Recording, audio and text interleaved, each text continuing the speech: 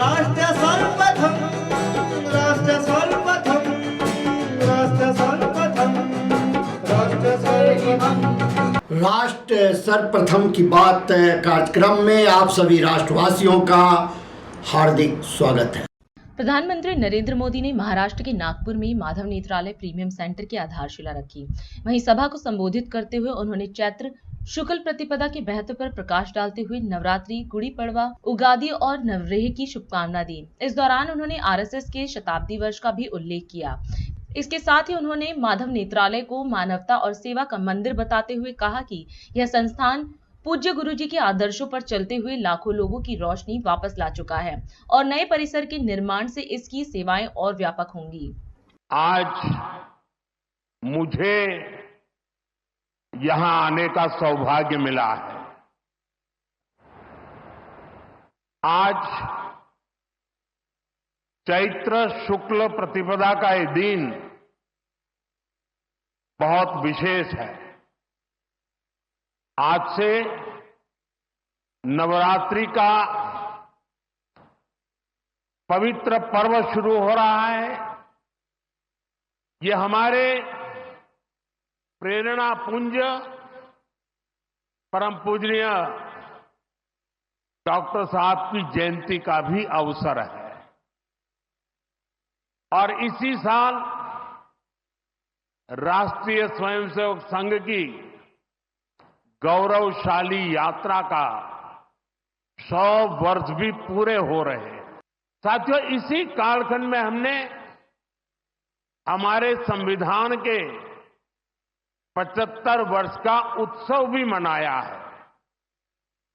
अगले ही महीने संविधान निर्माता बाबा साहब आंबेडकर जी की जयंती भी है। आज मैंने दीक्षा भूमि पर बाबा साहब को नमन किया है, उनका आशीर्वाद लिया है। मैं इन विभूतियों को नमन करते हुए देशवासियों को नवरात्रि और सभी पर्वों की बहुत बहुत बधाई देता हूं। साथियों, संघ सेवा के इस पवित्र तीर्थ नागपुर में आज हम एक पुण्य संकल्प के विस्तार के साक्षी बन रहे हैं। अभी हमने माधव नेत्रालय के कुल गीत में सुना, अध्यात्म, ज्ञान, गौरव, गुरुता का ये अद्भुत विद्यालय, मानवता रत यह सेवा मंदिर, कण कण में देवालय। माधव नेत्रालय एक ऐसा संस्थान है जो अनेक दशकों से पूज्य गुरुजी के आदर्शों पर लाखों लोगों की सेवा कर रहा है। लोगों के जीवन में रोशनी लौटी है। आज उसके नए परिसर का शिलान्यास हुआ है। अब इस नए परिसर के बाद इन सेवा कार्यों को और ज्यादा गति मिलेगी। इससे हजारों नए लोगों के जीवन में प्रकाश फैलेगा, उनके जीवन का अंधकार भी दूर होगा। मैं इस सेवा कार्य के लिए माधव नेत्रालय से जुड़े सभी लोगों को उनके कार्य की, उनके सेवा भाव की सराहना करता हूं और मेरी तरफ से अनेक अनेक शुभकामनाएं देता हूं। साथियों, लाल किले से मैंने सबके प्रयास की बात कही थी। आज स्वास्थ्य के क्षेत्र में देश जिस तरह काम कर रहा है, माधव नेत्रालय उन प्रयासों को बढ़ा रहा है। देश के सभी नागरिकों को बेहतर स्वास्थ्य सुविधाएं मिले, यह हमारी प्राथमिकता है।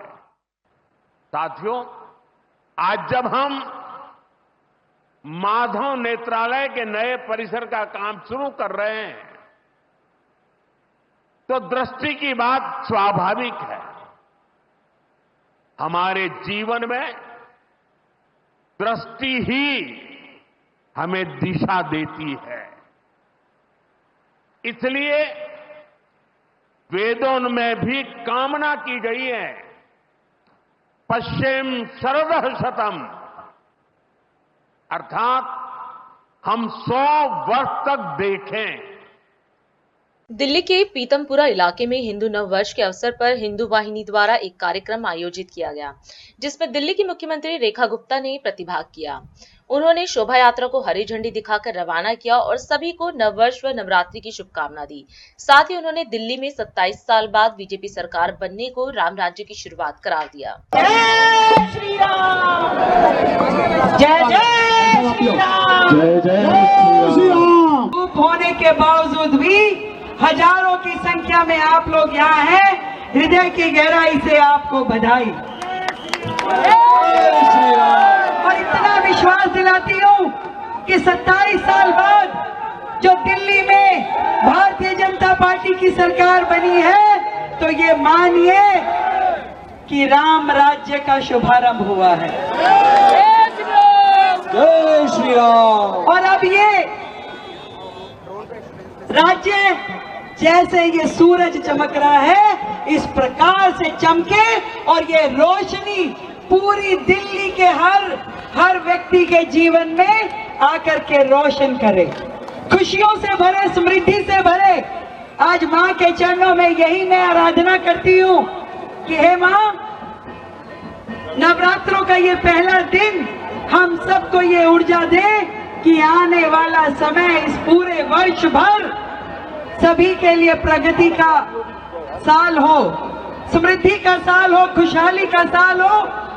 आप सबको ढेरों बधाई, ढेरों शुभकामनाएं। अनन्या फाउंडेशन विकासपुरी द्वारा प्रधान श्वेता चौहान के नेतृत्व में एक लड़की रोशनी की शादी के लिए सामान का दान किया गया। दर्शकों को बता दें कि अनन्या फाउंडेशन द्वारा गरीब लड़कियों की शादी एवं गरीब बच्चों को मुफ्त शिक्षा, टेक्निकल हुनर सिखाने व समाज सेवा के अन्य कार्य किए जाते हैं। DID न्यूज प्रतिनिधि ने इस अवसर पर संस्था के सदस्यों से बात की और इस कार्यक्रम के संबंध में जानने का प्रयास किया। अनन्या फाउंडेशन का पूरा परिवार जो हमेशा से ये संज्ञान लेकर चलता रहा है कि समाज में जहाँ ज़रूरत है उनके सहायतार्थ हम पहुँच सकें, और पूरा प्रयास करते हैं। मैं आपको बताते हुए मुझे बहुत हर्ष होता है कि इस परिवार में अलग अलग क्षेत्रों से व्यक्ति जुड़े हुए हैं जो कि एक संस्था के बराबर हैं, चाहे वो दिल्ली पुलिस से हमारे ACP साहब हों, हमारे मल्होत्रा अंकल जी हों, और हमारे आनंद जी हों, हमारी शहनबा जी हों, तरसेम जी हों, बबली जी हों, और आशीष जी, और हम सब। एक खूबसूरती इस परिवार की ये है जो बहुत कम देखने को मिलता है कि एक छोटे से मैसेज पर, एक छोटे से निवेदन पर सामर्थ्य अनुसार सब लोग अपना सहयोग करते हैं।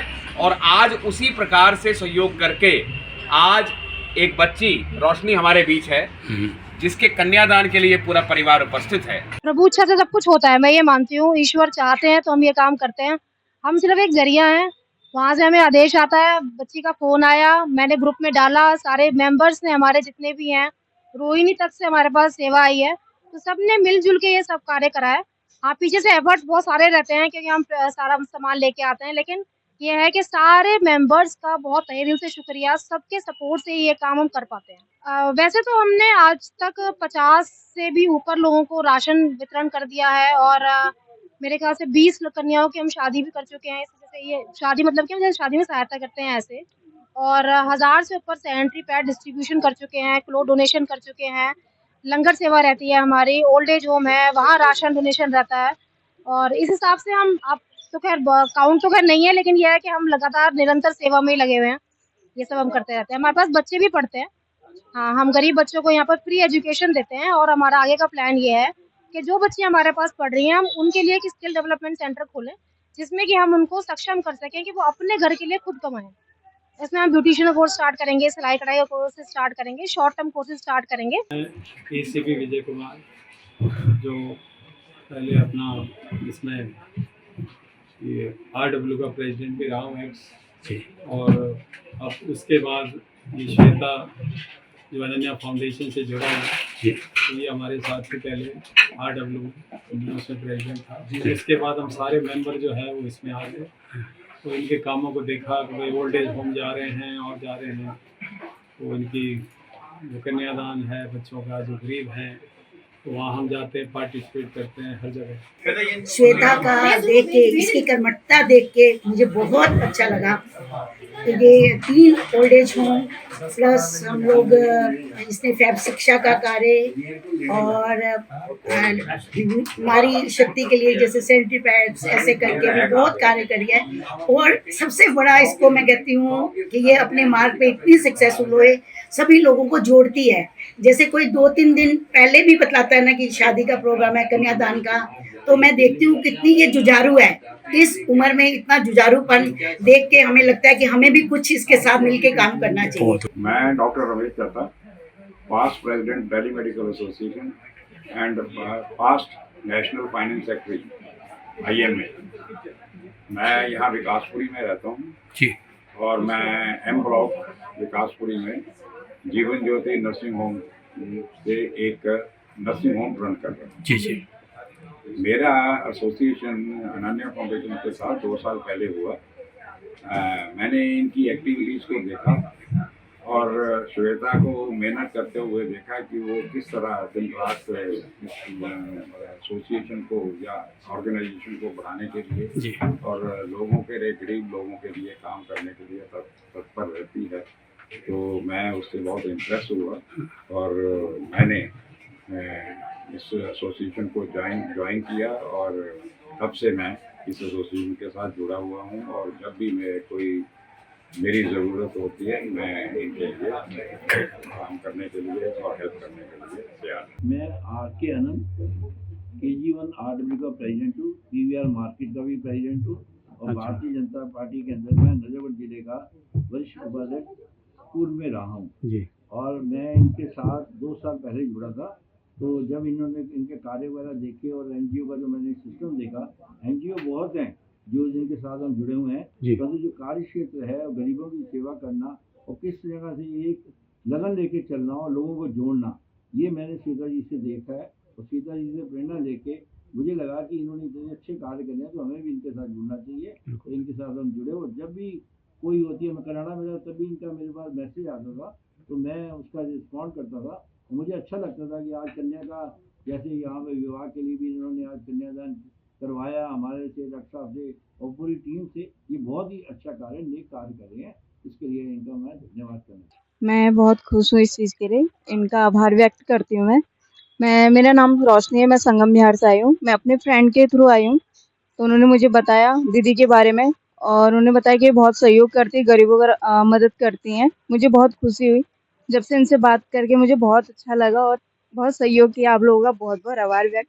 मैं अपनी फैमिली के लिए कुछ करना चाहती थी कि ताकि मेरे फैमिली को कोई प्रॉब्लम ना हो। मैं चाहती दीदी की तरह मैं भी बनूं सपने में और मैं भी गरीब लोगों की तरह मदद करूं।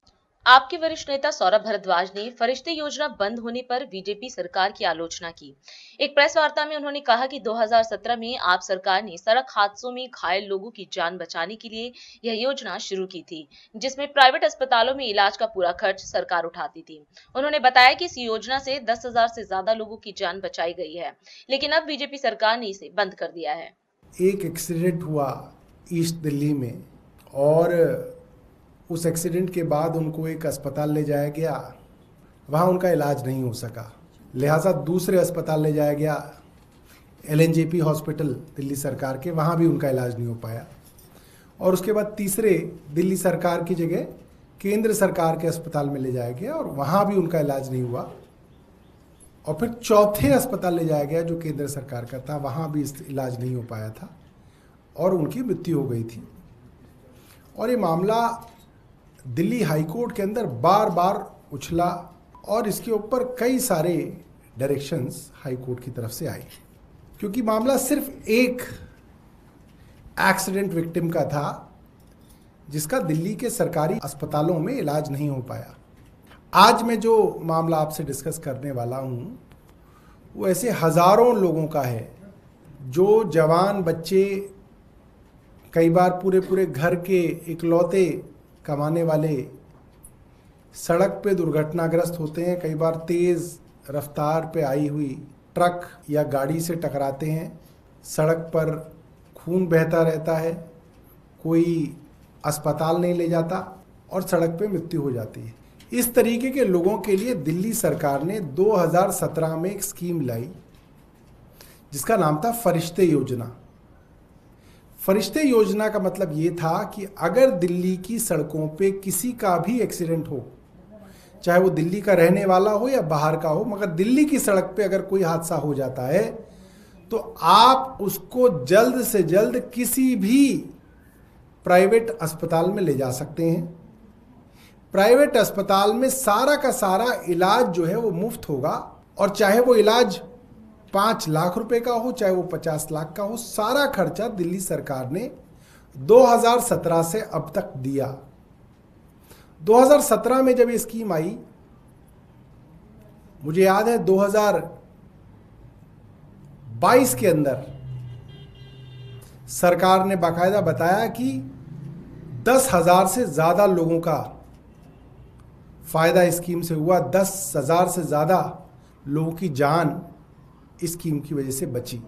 कोई इस तरीके की मानवीय स्कीम को कैसे बंद कर सकता है? हम लोग कल्पना भी नहीं कर सकते कि कोई सरकार इस तरीके की स्कीम को भी बंद कर सकती है, मगर इस बार दिल्ली के बजट में इस स्कीम को बंद कर दिया गया है। अभी समय है एक ब्रेक का, हम चलते हैं ब्रेक पर, आप कहीं जाए नहीं, छोटा सा break. Shreya Furnishing, a unit of Nirmals, wishes you a happy Holi, celebrating the festival of colors with our exclusive home collection featuring premium upholstered fabric, vibrant designer curtains, prismatic home and office decor, carpet and sofa covers, all at unbeatable prices. Visit our website shreyafurnishing.com or our exclusive showroom 1/88 WHS Timber Market, Kirti Nagar, New Delhi 15. Kamal Buildtech Private Limited wishes you a happy Holi, fulfilling promises with excellence. With our professional team and years of experience in delivering successful projects, we guarantee you peace of mind and top quality work at an affordable price. For more details, visit our website www.kamalbuildtech.com. Visit us F29 Central Market, Kirti Nagar, New Delhi 15. और अधिक खबरों के लिए आप हमारे YouTube channel दैनिक India दर्पण को अभी सब्सक्राइब करें और नोटिफिकेशन के लिए बेल आइकन को प्रेस करना ना भूलें।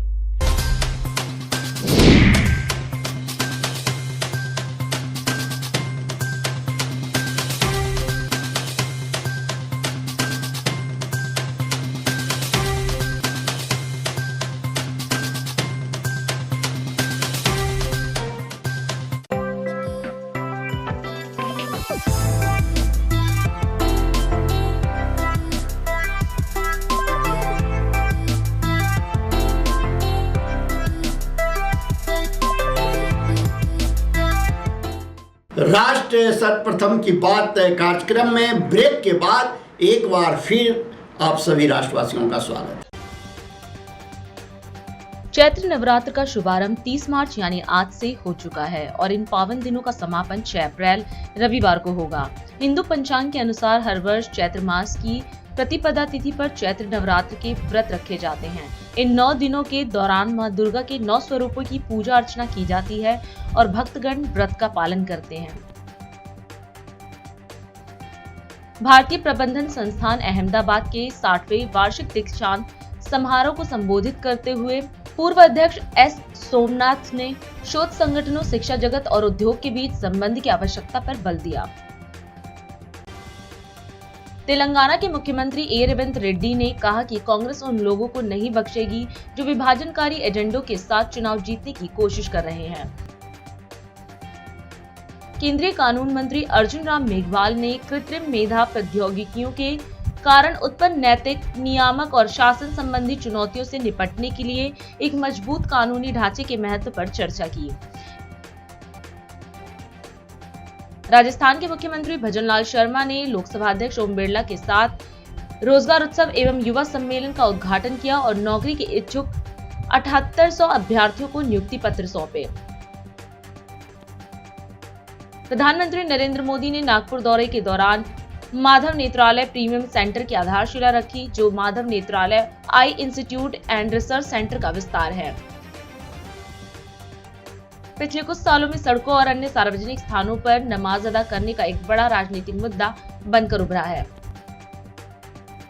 झारखंड के जमशेदपुर में उत्तर प्रदेश विशेष कार्य बल और झारखंड पुलिस के साथ मुठभेड़ में 2.5 लाख रुपए का इनामी बदमाश मारा गया। प्रधानमंत्री नरेंद्र मोदी ने कहा कि आज और आगामी दिनों में मनाए जाने वाले विभिन्न त्योहार भारत की विविधता में व्याप्त एकता की भावना के सूचक हैं। उत्तर प्रदेश के पुलिस महानिदेशक प्रशांत कुमार ने नवरात्र और ईद उल फितर शुरू होने से पहले संवेदनशील स्थानों पर आवश्यक साजो सामान के साथ रूफटॉप ड्यूटी तैनात करने के निर्देश दिए। बिहार में विकास परियोजनाओं के उद्घाटन और शिलान्यास के अवसर पर केंद्रीय गृह मंत्री अमित शाह ने कार्यक्रम को संबोधित किया। इस दौरान उन्होंने कहा कि पिछले 10 वर्षों में प्रधानमंत्री नरेंद्र मोदी ने 60 करोड़ गरीबों के लिए कई महत्वपूर्ण विकास परियोजनाओं की शुरुआत की। साथ ही उन्होंने बिहार के पूर्व मुख्यमंत्री लालू प्रसाद यादव पर निशाना साधते हुए पीएम मोदी के नेतृत्व में बीजेपी सरकार की उपलब्धियों का उल्लेख किया। भाइयों बहनों, आज मैं जब यहां आया हूं तब सहकारिता क्षेत्र और अन्य विभाग के ढेर सारे कार्यक्रमों को आज लोकार्पित और भूमि पूजन करने का कार्यक्रम। विगत 10 साल के अंदर नरेंद्र मोदी जी ने इस देश के 60 करोड़ गरीबों के लिए ढेर सारे काम किए। आज मैं यूपीए के नेता और विशेष कर लालू यादव जी को पूछना चाहता हूं, लालू जी, बिहार और देश के गरीबों के लिए कुछ किया हो तो जरा खाका लेकर बिहार की जनता के सामने आइए। 10 साल के अंदर राशन, घर, बिजली, गैस, जल, शौचालय, दवाइयां और 5 किलो मुफ्त अनाज देने का काम हमारे नरेंद्र मोदी जी ने किया। 81 करोड़ लोगों को प्रति माह, प्रति व्यक्ति 5 किलो अनाज मुफ्त दिया। 4 करोड़ लोगों को घर दिया। 11 करोड़ से अधिक लोगों को गैस का सिलेंडर दिया। 12 करोड़ से अधिक शौचालय बने।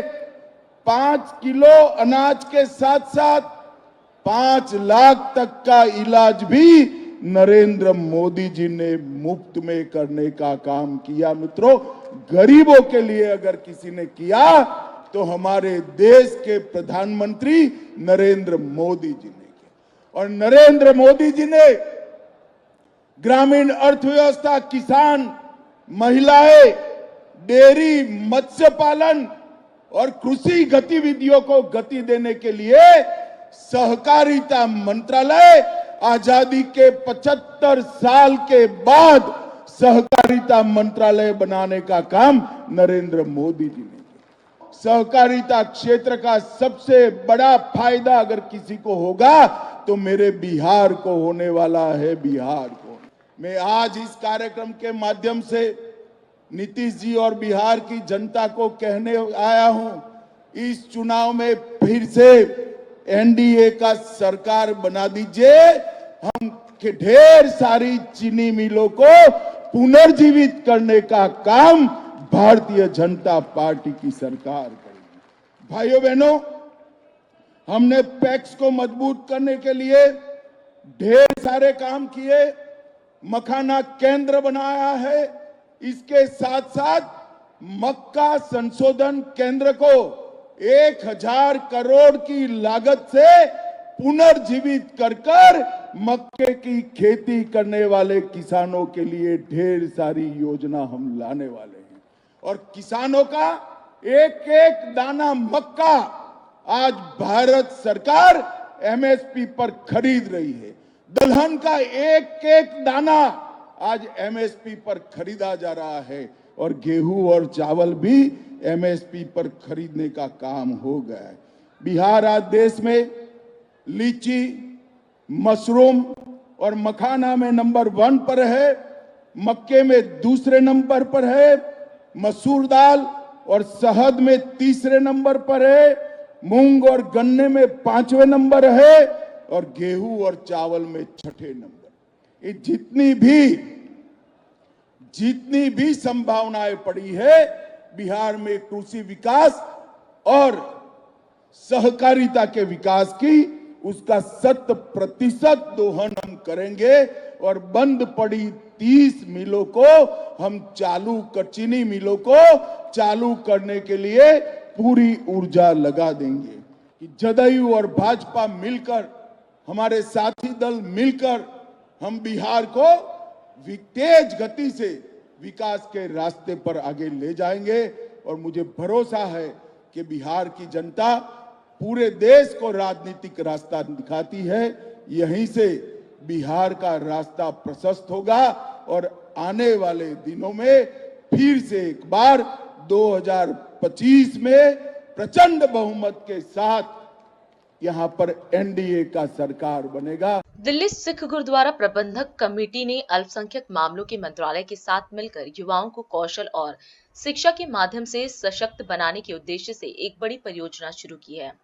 पीएम विकास योजना के तहत शुरू की गई इस पहल का लक्ष्य 31,600 युवाओं को कौशल प्रदान करना है।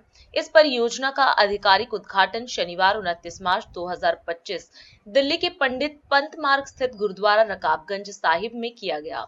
इस कार्यक्रम में भारत सरकार के अल्पसंख्यक मामलों और संसदीय मामलों के मंत्री किरेन रिजिजू सहित कई विशिष्ट अतिथि मौजूद थे, जिन्होंने मुख्य अतिथि के रूप में इस अवसर की शोभा बढ़ाई।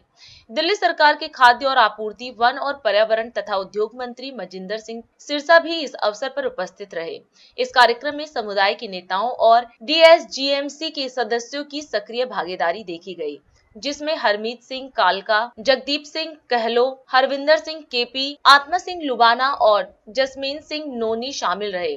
केंद्रीय मंत्री किरेन रिजिजू ने इस अवसर पर मीडिया से बात की और कार्यक्रम के संबंध में अपने विचार साझा किए। देखिए, आज बहुत महत्वपूर्ण काम करने का मौका मिला, मैं बहुत खुश हूँ। दिल्ली सिख गुरुद्वारा मैनेजमेंट कमेटी के साथ भारत सरकार के मिनिस्ट्री ऑफ माइनॉरिटी अफेयर्स का बहुत महत्वपूर्ण एमओयू साइन हुआ है और इस एमओयू के तहत सिख कौम में ट्रेनिंग, स्किलिंग और अन्य काम के लिए हम सहायता देने के लिए 100 करोड़ का पहला प्रोजेक्ट शुरू किया है। इसके तहत अलग अलग क्षेत्र में, कई फील्ड में आज के ज़माने में हमारे युवा बहुत काम करना चाहते हैं, लेकिन उसको मौका तो मिले, तो मौका प्रदान करने के लिए आज हमने काम शुरू किया है। हमारे बीच में दिल्ली सरकार में मंत्री मनजिंदर सिंह सिरसा जी भी आए और दिल्ली सिख गुरुद्वारा मैनेजमेंट कमेटी के प्रेसिडेंट, सेक्रेटरी सबके साथ आज बहुत ही महत्वपूर्ण जो काम है और ये हमारा गुरुद्वारा के परिसर में एमओयू साइन करके एक्सचेंज करने, मतलब ये हमारा प्रतिबद्धता पवित्र भाव से जुड़े हुए हैं कि हम जो कार्य करने जा रहे हैं हम इसको सफलतापूर्वक इम्प्लीमेंट करेंगे। और सिख कम्युनिटी के लिए प्रधानमंत्री नरेंद्र मोदी जी ने जो सोचा है कि सिख कौम हमारा देश, भारत देश को मजबूत बना करके बहुत बड़ा योगदान दिया है, तो हमारा सरकार का ये दायित्व है कि कम्युनिटी के लिए जो कुछ संभव काम है हमको करना चाहिए। तो मैं पूरे हमारे इस गुरुद्वारा से जुड़े हुए जितने भी लोग हैं, मेरा तरफ से मैं अभिनंदन करना चाहता हूँ। और अधिक खबरों के लिए आप हमारे YouTube चैनल दैनिक इंडिया दर्पण को अभी सब्सक्राइब करें और नोटिफिकेशन के लिए बेल आइकन को प्रेस करना ना भूलें।